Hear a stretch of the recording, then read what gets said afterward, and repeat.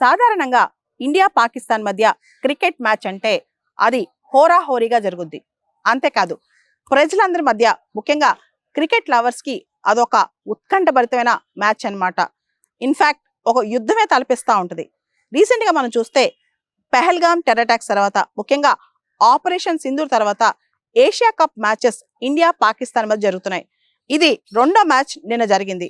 అయితే ఇండియా పాకిస్తాన్ మధ్య జరుగుతున్న క్రికెట్ మ్యాచెస్ లో చాలా సన్నివేశాలు యుద్ధాన్ని తలపించేలా ఉన్నాయి.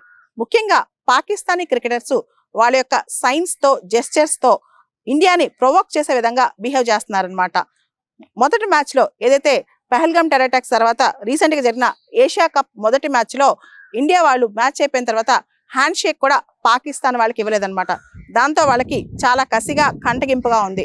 నిన్న ఇండియా పాకిస్తాన్ మధ్య రెండో మ్యాచ్ ఏషియా కప్ మ్యాచ్ జరిగిందనమాట. దానిలో పాకిస్తానీ క్రికెటర్ మరియు బ్యాట్స్మెన్ షహీబ్ జాదా ఫర్హాన్ ఈయన 50 రన్స్ కొట్టిన తర్వాత AK-47 రైఫిల్ తలపించే విధంగా ఆయన చేత్తో ఒక జెస్చర్ చేసి చూపించారనమాట. అంటే నేను 50 రన్స్ కొట్టాను, నేను ఇప్పుడు రైఫిల్ పెరుస్తున్నా అన్నట్టుగా చూపించారనమాట. అంటే మనం Pahalgam terror attacks, operation Sindoor వీటన్నిటిని తలపిస్తున్నాయి ఇలాంటివన్నీ కూడా.